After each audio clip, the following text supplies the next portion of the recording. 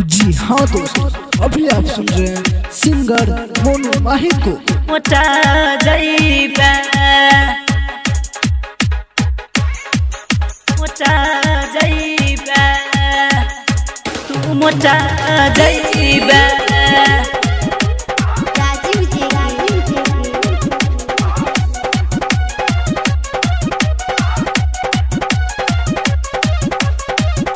Recording by माँ काली studio Saharsa. छोही पतहरा दुबरता तू गोटा जाइबा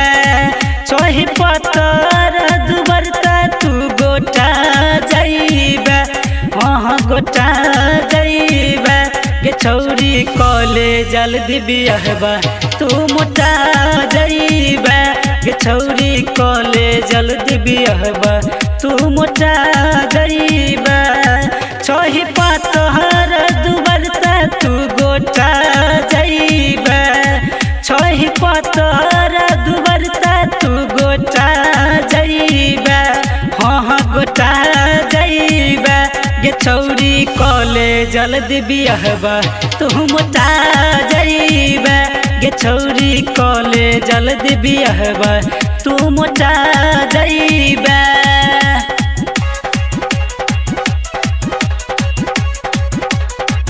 रिकॉर्डिंग बाय माँ काली स्टूडियो सहरसा। मोटा जाइबा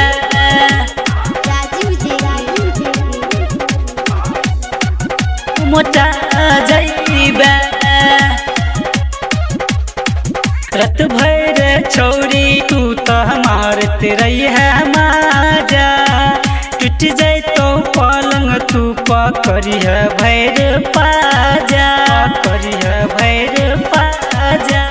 करी है भैर पाजा हाँ रत भर छौरी तू तो मारत रही है माजा टूट जाए तो पलंग तू पकड़ी है भैर पाजा पाजा तोहर पचकल पचकल देगे फूला जाई तो तोहर पचकल पचकल देगे फूला जाई तो हाँ फूला जाइबा गे छौरी कॉलेज जल्दी बियाहबा तू मोटा जाइबा गे छौरी कॉलेज जल्दी बियाहबा तू मोटा जाइबा।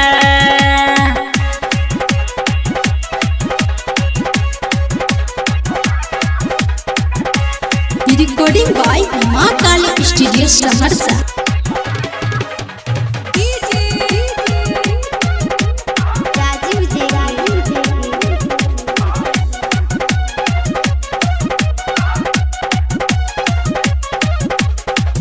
मोहनू माही के तू बहनी है अपन सैया लाहे लाहे छौरी गे दहबै तो करी हैया दहबै तो करी हैया दहबै तो करी हैया हाँ मोहनू माही के तू बहनी है अपन सैया लाहे लाहे छौरी गे दहबै तो करी हैया